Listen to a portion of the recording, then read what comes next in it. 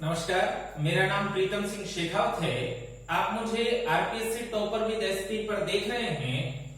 इन दिनों हम हिंदी व्याकरण के जिस बिंदु पर बात कर रहे हैं वो बिंदु समास है।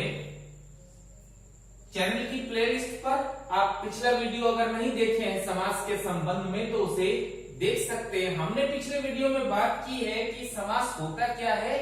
शब्दों के मध्य की विभक्तियों का लोप करके शब्दों को निकट ले आना समास कहलाता है। और समास के 6 भेद हैं, हमें परीक्षा में भेद पहचानने।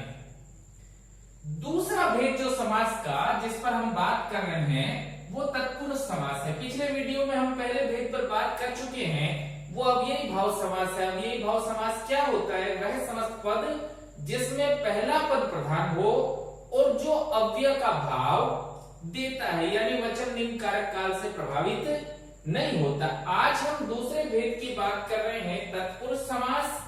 तत्पुरुष समास के संबंध में भी थोड़ी बात हम पहले कर चुके हैं। तत्पुरुष समास में दूसरा पद प्रधान होता है और तत्पुरुष समास की पहचान है कारक चिन्हों का लोप। आप उनको कारक चिन्ह कहिए या विभक्ति कहिए, उसका लोप तत्पुरुष समास में होता है। जैसे देखिए, पहला शब्द है मरणासन्न, तो विग्रह होगा मरण को आसन्न। अब देखिए, को का लोप हो रहा है और को कारक चिन्ह किसका है? कर्ता ने कर्म को, तो देखिए कर्म तत्पुरुष है ये तत्पुरुष। तत्पुरुष का एक उपभेद है कर्म तत्पुरुष। दूसरा शब्द देखिए अश्रुपूर्ण, तो विग्रह होता है अश्रु से पूर्ण और से कर्म तत्पुरुष। तीसरा स्नान घर, स्नान के लिए घर, के लिए विभक्ति का लोप करके शब्द बनता है स्नान घर। तो के लिए किसकी विभक्ति है? संप्रदान, ये संप्रदान तत्पुरुष। अगला देखिए पदच्युत, और आप इस बात को समझिए कि से जो है वो कर्ण में भी होता है और से अपादान में भी होता है, पर अपादान का से अलग होने के अर्थ में है। शब्द है पदच्युत, विग्रह है पद से च्युत। च्युत का अर्थ है जो अलग हो गया है, तो यह अपादान तत्पुरुष है। अगला देखिए देशभक्त, शब्द है देशभक्त, तो विग्रह है देश का भक्त, ये संबंध तत्पुरुष है।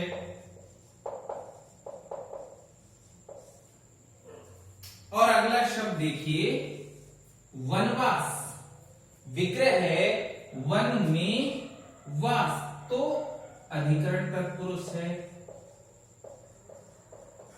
तत्पुरुष समास के संबंध में सबसे बेसिक बात क्या है कि उसमें कारक चिन्हों का लोप होता है। आप पिछला वीडियो देख सकते हैं, ग्रामर की किसी भी किताब में विभक्तियों का चार्ट देख सकते हैं कि कर्म यानी को, जब इन शब्दों का लोप होता है और दूसरा पद प्रधान इसकी पहचान है, लेकिन हम परीक्षा में इसको इन कारक चिन्हों से बहुत आसानी से पहचान सकते हैं। हमको बस ये चार्ट याद रखना है, जब भी इसका लोप होता है हम इसको तत्पुरुष समास में शामिल करते हैं। समास का तीसरा भेद देखिए,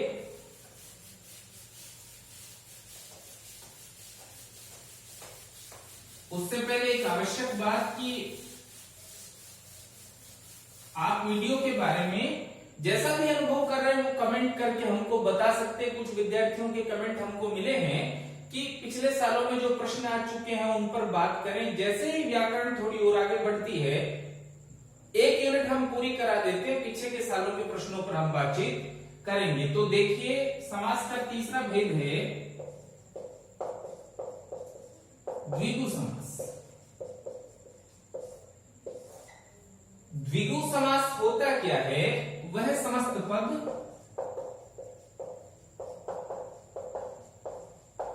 जो संख्या का बोध कराए। कोई भी ऐसा शब्द जिसमें कोई संख्या का बोध हमको होता हो, किसी संख्या की जानकारी हमको मिलती हो, उसे हम द्विगु समास में शामिल करेंगे। कुछ किताबें गाइड भी ऐसा गलती से लिख रही हैं कि प्रथम पद प्रधान होता है, ये कोई प्रथम पद संख्यावाची होता है, पहचान है, लेकिन हमेशा काम नहीं करती है। कभी कभी दूसरा पद भी संख्यावाची हो सकता है। आमतौर पर द्विगु समास में जो पहला पद है या पहला शब्द है वो संख्यावाची होता है, लेकिन कभी कभी दूसरा पद भी संख्यावाची हो सकता है। तो मूलतः हमको ये याद रखना है कि वह समस्त पद जो संख्या का बोध कराए उसे हम द्विगु समास कहते हैं। जैसे शब्द है चौराहा, चौराहा तो विग्रह है चार राहों का समाहार। समाहार का अर्थ है वो चार राहें जहां मिलती है। एक बात और कि समास के संबंध में आपको अधिकतम विग्रह पढ़ने हैं। जरूरी नहीं है कि वो समास के प्रकार पर सवाल पूछे, कभी कभी वो सामासिक शब्द देकर उसका विग्रह भी पूछते हैं कि कौन सा विग्रह इसमें सही है। देखिए दशाब्द या दशाब्दी, तो 10 अब्दों का समूह।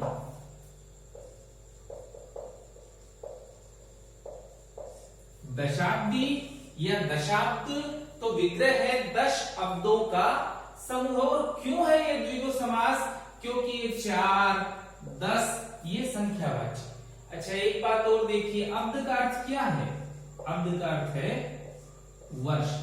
जैसे 10 वर्षों का तो दशाब्द, 100 वर्षों का तो शताब्द या शताब्दी। देखिए जैसे शब्द है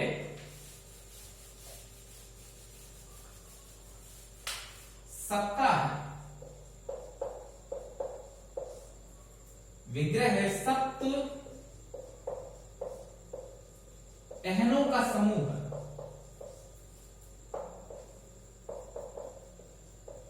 अहन का क्या अर्थ होता है भाई?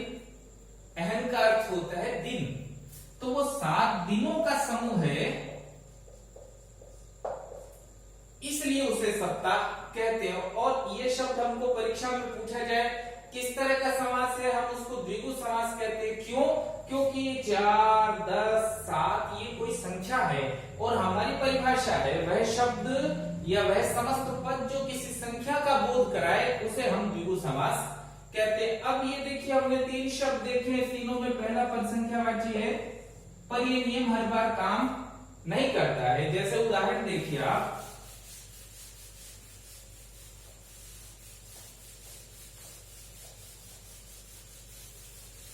शब्द है संपादक द्वय, तो विग्रह है 2 संपादकों का समूह। तो देखिए संपादक पहला पद है, संख्यावाची नहीं है, दूसरा पद है द्वय, ये संख्यावाची है, विग्रह है 2 संपादकों का समूह। जैसे पक्ष द्वय, तो आप जानते हैं विग्रह क्या होगा? 2 पक्षों का समूह है या 2 पक्षों का समाहार। जैसे शब्द है लेखक द्वय, यानी 2 लेखकों का समूह है या 2 लेखकों का समाहार। तो द्विगु समास के संबंध में मूल बात है वह समस्त पद जो किसी संख्या का बोध कराता है उसे हम द्विगु समास कहते हैं। पहला पद आमतौर पर होता है, कभी कभी दूसरा पद भी संख्यावाची हो सकता है। समास का अगला प्रकार देख रहे हैं हम लोग,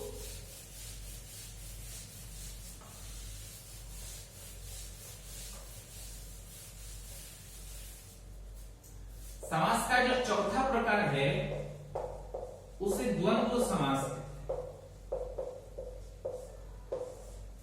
तो द्वंद्व का अर्थ क्या है? द्वंद्व का अर्थ है कुश्ती या संघर्ष, और कुश्ती हमेशा 2 बराबर वजन के पहलवानों में ही होती है।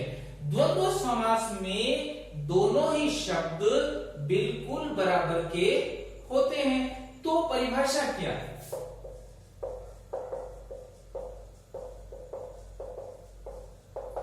वह समस्त पद जिसमें दोनों ही पद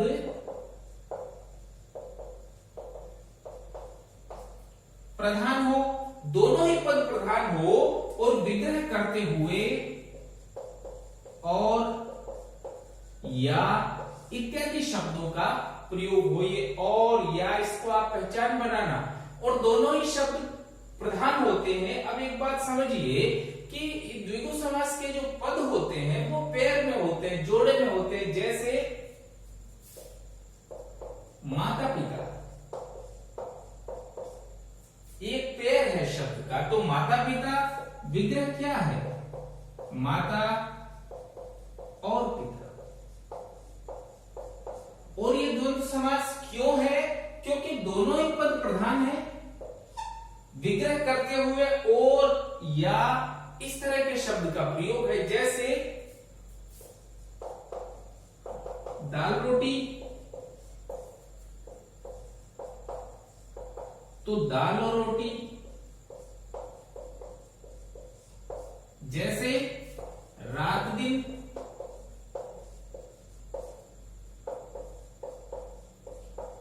तो रात और दिन।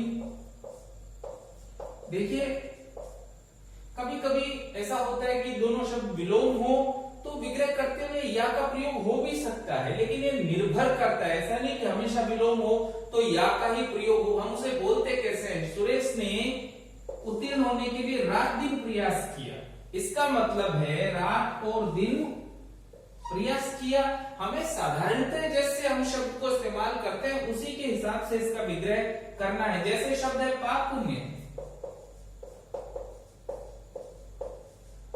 कि मृत्यु के बाद पाप पुण्य का लेखा जोखा होगा, यानी पाप या पुण्य है।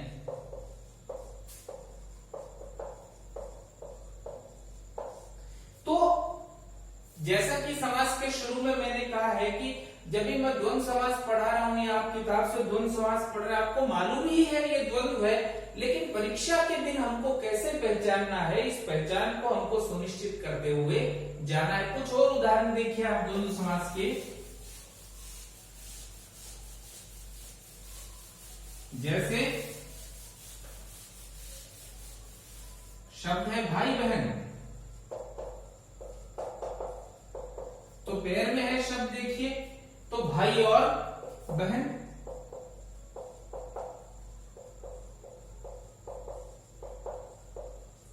हमने समास के जो 4 प्रकार पढ़े उन चारों का भी हम रिवीजन कर लेते, कैसे कैसे होता है। पहला अव्ययी भाव, आप अगर पहले पढ़ चुके हैं तो अपने मन में दोहराइए, होता क्या है अव्ययी भाव? अव्यय का भाव देता है, यानी बहुवचन नहीं बनता। तकनीकी रूप से उसमें होता है प्रथम पद प्रधान।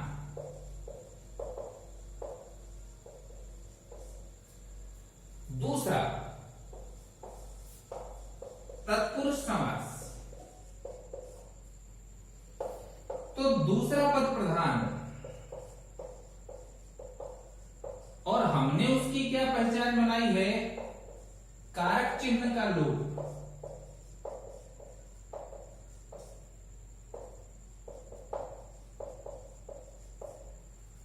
तीसरा द्विगु, यानी संख्यावाची।